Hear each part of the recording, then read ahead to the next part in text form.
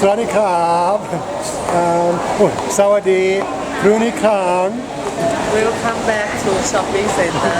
shopping channel. Shopping channel. Anyway, so it's still the same day. Yeah, I've still got the same hat, same shirt. Yeah, from the last video. What we're here to do, we didn't find any. She's looking for some jeans, so we're going to come to the shopping centre to get her jeans. Anyway, just for today, for this video, I was just going to recap on a couple of things that have happened recently, and it's more about this whole thing of foreigners in a foreign land. Not really a negative slant, you know. As I said, we keep on getting back to the channel about, you know, what's it like for a foreigner having to live in Thailand. Well, not having to live in Thailand, it's my choice. And more to the point, some of the challenges you have to deal with. Right, the most recent challenge we've let on to a few people who have asked the question is to do with, you know, like we were looking at getting the Honda Civic back in December.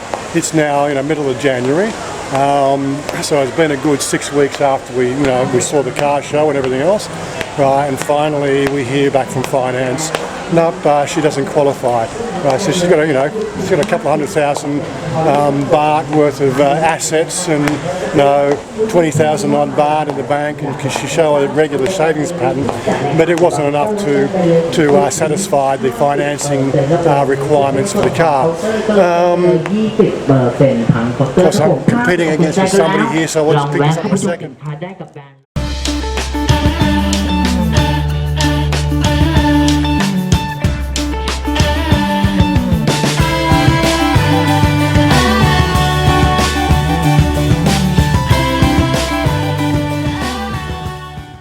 Yes, as I was just trying to say, I had to just let me start again.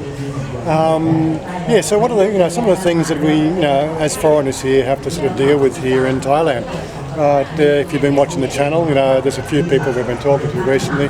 They've been asking about the whole financing deal with the Honda Civic, and unfortunately with Chanya and her level of assets, like she's got a couple of motorcycles in her name, she's got a motor vehicle in her name, and a few other bits and pieces. She's got gold, and she probably has a net asset value of about 300,000 baht, plus she's got her regular savings and everything else. It wasn't enough to satisfy the leasing arrangements set down by Honda, or whoever the leasing agent was for Honda. And here's sort of the things that really get quite annoying. Here's me coming from a country where I could walk into pretty much any car dealership and walk out the same day with any car up to probably $100,000 in value, because I have then I had a asset of a house, I had other assets, and I earned that sort of money in a year. I was not a credit risk, but over here, it's really, I find it really quite strange. Like, here's me, I have, I can show money coming out my ear. Well, let's not go to that level. It's not coming out my ears, but I can show the fact that I'm definitely not a credit risk when it comes to finance. Yet for some reason, the financing company that is associated with Honda wouldn't have a bar of it. Still trying to work out why that is, and I put it down to the fact that we're a stranger in a strange land. Technically, I suppose I could, at a moment's notice, pack my bags and fly out of here without even raising an eyebrow. And that, of course, is a flight risk for any credit agency. So, that's a problem. I believe, from what I understand, getting the yellow book, which is something we're working on. God, microphones and everything else. Yeah, so I'm a flight risk more than a credit risk.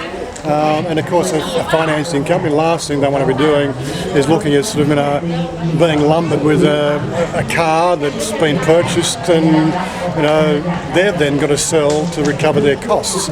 And as you know, any new car off the showroom floor, as soon as it walks off the showroom floor, it depreciates 20% in value.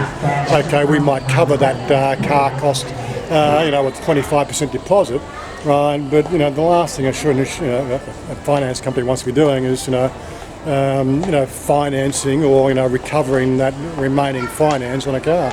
I can appreciate where they come from, and I can appreciate where I come from.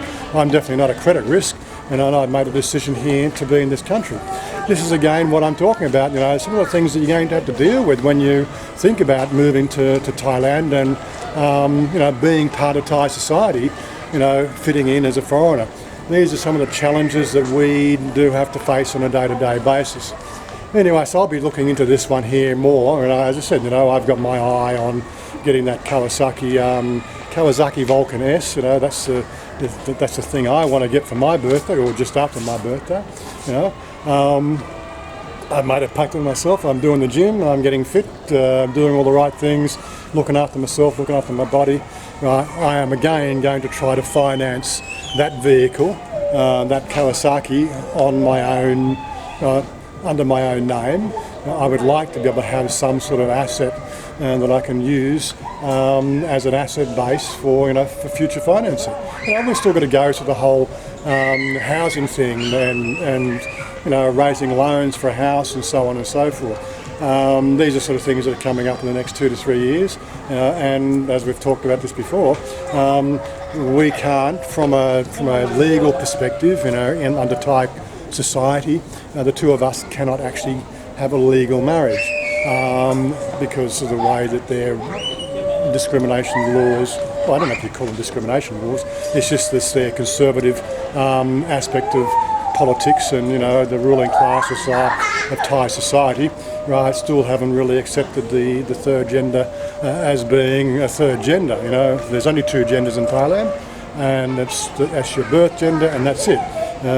Australia has only just recently passed the same-sex laws marriage, and we tried pretty hard over a number of years, right, with a sort of a conservative and liberal sort of side-by-side government working these things through. To us, it wasn't a political issue at all. It's a matter of equal rights. Does gender really preclude from two people having the same relationship? Okay, you can't technically have biological children, but a government telling you can't love somebody and have the same benefits as what they call a cisgen couple. These sort of things have always annoyed the hell out of us, in that sort of part of society. And it's not a law. It's something. It's a right that we should have as human beings. Right? There should be no law against it. But unfortunately, we are in Thailand, and we have to deal with the way the current Thai laws are set up. Obviously, talking about that, again, this is just one of those videos and just talking up the cuff. Before the junta, so back in 2000, I think 2007, 2008, well, it could have been even before that, but they come in 2014. So I think I was looking into it about 2011, 2012. There was a big move back then in the Shinawat government to be pushing through these gender equality issues, and it was really sort of top of the list of getting something done about that. But then, of course, the junta moved in, and the junta is an extremely conservative sort of way of looking at things. They hold power because the elite hold power, and you have to pay the armed forces some way, and that's how it's paid. It's just one of those sort of things in society. Maybe next year we might get some movement happening in the whole gender equality if the governments move to a more liberal sort of stance. But aside from that, like here we are disadvantaged as a couple who have been together for 9 years, and we don't really have the same rights as any other couple. I'm not crying spilled milk out of it. These are some of the things that I've had to accept as part of the move to living in Thailand. And I don't complain about it because really, I look at life as a cup half full, not a cup half empty. I'm very much of an optimist. I'm looking for I'm looking at the positives of how we deal with society, not the negatives. There's so many advantages to being here, as opposed to what I was experiencing in Australia. And they really far outweigh the negatives. The negatives I'm having to deal with now is the fact that, again, no legal standpoint on marriage. I'm dealing with the whole, right to finance. What other things are there? The right to, this is something we haven't talked about, the right to own property. This will never happen for me. Well, I believe if I go through the 10-year process to become a Thai citizen, it does change that sort of equation. But again, I'm not really up on all those technical details. That citizenship, the citizenship process is quite convoluted. You have to read and write Thai. You have to be completely fluent in the Thai language and Thai history. It's like going to school. Not like Australia, you sit up and sort of salute the flag and they'll let anybody into the country. And look, the country's being sold up to the Chinese at the moment anyway, so, and they're not even part of the country. It's really quite an appalling situation we've got. But aside from that, it's not going to happen in Thailand. Well, there's going to be a lot of movement outside. But again, it's the ruling classes in Thailand, and they're not going to give up their land to foreign nationals. Not if you paid them. Well, you probably would. I think money talks everywhere, but nobody's really going to put that sort of money down. But this is the thing. This is what we have to deal with. As a foreigner living in Thailand. It's I'm trying to get across in the channel here that Thailand is a great place if you accept some of the disadvantages that you're going to have to go through. You may not like those sort of things. Some people like that security. In my case, I have a bit of money behind me. I have enough finance to live in Thailand for 30 years, even if I don't have, count the interest payments and things like that. If I add that, when I die in 30 years, Chanya will still, be able to sort of be quite well supported by the way I set up the finance package, from after my death. And I look at these sort of things. Well, I'm a human being just like everybody else. We're not going to live forever. I'm 56, going on 57. And we don't live forever. 30 years, so it's going to be 87. But again, there's also many things happening in the medicine and science these days. Who knows? The longevity of the human race, only sort of less than 100 years ago, the average lifespan was 40 years. Now it's 80 years. We've got to start to think about this. 40 years from now, it could be 120 years as your average lifespan. I really haven't taken into account that sort of side of the equation. And in the back of my mind, 30 years from now, hopefully this YouTube channel is paying me an additional sort of set of income, which covers those extra years in my life. Hopefully I'm doing the right thing for people out there making the decisions about whether Thailand is for you. This is what you've got to take into account everything, guys. It's just one of those sort of things. I've got no idea where I've left my girl, so let's go find her. Yeah, she didn't find anything at the markets in the way of second hand, so now she's looking at something in the... look, maybe it's I'm definitely not Gen Y, I'm one of these sort of, on the cusp of baby boomer Gen X, Why would anybody buy ripped jeans? I still haven't got over that one. But such is life, this is a style. You find anything, darling? I just see style first. See style first, okay. So, she's looking for a pair of jeans. I know she's got a couple of nice pairs of jeans, but what it's like, women just like to have a bit of a selection. Yes, darling, I like this one. Not have rips in them. Okay, you can have this one. Yeah, there was plenty of new jeans up at the markets when we were there last video. But as she said, the price that they were wanting for those those new jeans up at the market was the same as what you get in the shops. And of course, we're in the shops now, and we've got the air conditioning and everything else going, and it's way more comfortable when you're making a choice for buying something that's new, and a bigger selection too. Yeah, so like I was saying as well, like, you know, I picked up this pair of second-hand Levi 501s, what I consider to be genuine 501s, but second-hand, you know, 500 baht, which is about 20 bucks. Here we have the Levi stand here, the 501s originals, it's 3,000 baht. They're currently 30% off, so it's a bit of a saving. But again, we think, you know, we always think of Thailand as being sort of, you know, quite a bargain sort of place to go. Sometimes it's really, you know, like if you're wanting genuine things like Levi's, it's not. It's not fit. You're not slender enough. Oh my God. Yeah, so there you have, you know, like, you know, 3,000 baht. That's, you know, like Australian dollars. That's $120. So, you know, that's what you're paying for the same things in Australia. So where's the saving?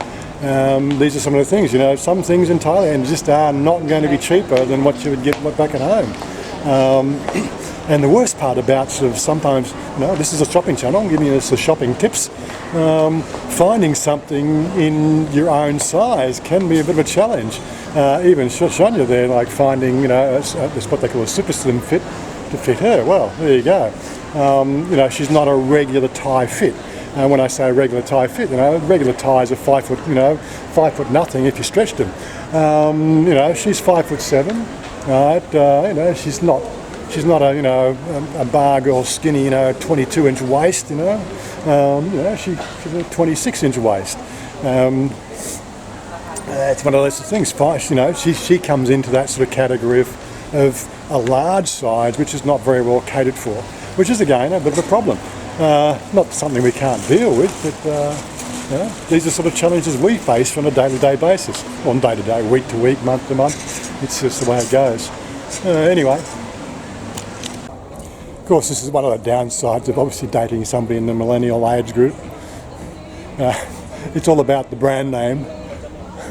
You can get to my age, it's more about size, style and comfort than the brand.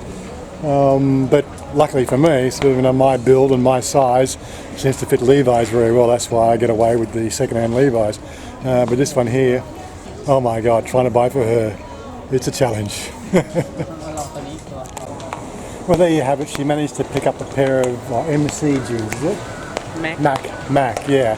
So it's not a Levi's brand, but that was 1,400 baht for her jeans. That's like really 60 odd bucks Australian. So again, they're talking about the savings in Thailand. Well, yeah, there's plenty of savings to be made at the markets. But when you start to look at brands can be a little bit of a challenge for savings.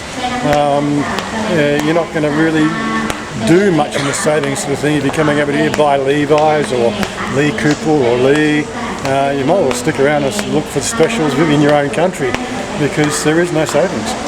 Anyway, so just in closing again, I'm not quite sure when this video comes out, but timing wise it's my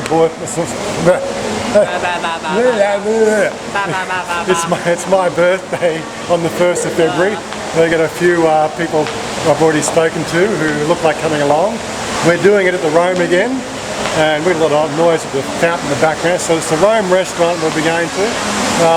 If you're in Bangkok, hit me up on Facebook and have a chat. Maybe we can sort of squeeze you into the guest seating. Now we're doing karaoke, so you know you're gonna have to bring your singing voice. And it is the Rome rest, and I'm actually thinking of making a theme. YouTube gangsters. Yeah, and their bitches, you know. That sound like a good idea. Anyway, catch you later guys, and check your next video. Bye for now. Bye bye.